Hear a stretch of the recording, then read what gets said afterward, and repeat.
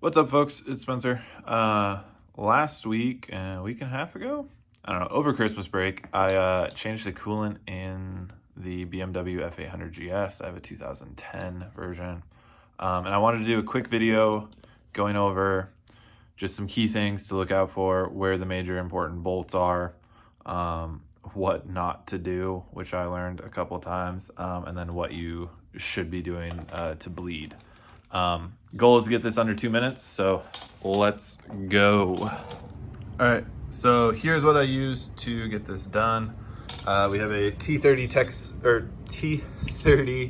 Torx bit.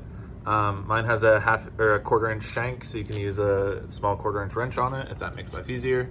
Ratchet, a 8mm bit. These bolts are either T30 or they have an 8mm head, which is convenient.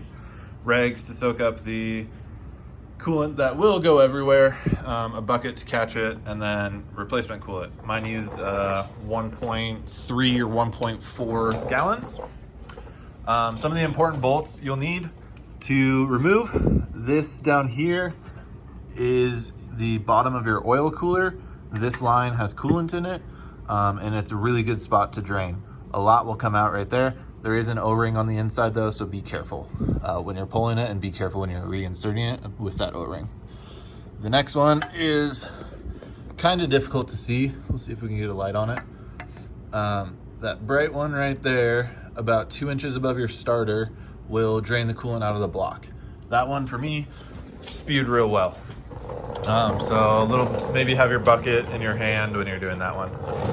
The last important drain spot and burping spot is right here on the water pump. I have it highlighted in silver, but there's a little arrow right here that shows that this one is your burping hole. Once I had it drained, everything re-tightened up, I filled the radiator, burped these two hoses here just by giving them some good squeezes and get the air bubbles out. Opened up this slightly, let the air drain out until coolant started coming out, tightened it, refilled the radiator, started it up, let it get hot, shut it down, did it all again, let it cool down, started it up once more, and leaned the entire bike side to side while revving it up a little bit. And after those two heat cycles, fan came on as normal, temperature across the radiator was even, and we got all the air bubbles out. So pretty simple overall. Not the most fun to bleed, but also not the worst. You will need to take off your right side panel and your center panel, by the way, to get access to the coolant reservoir and your radiator cap right here. And good luck. You can do it. Thanks for watching.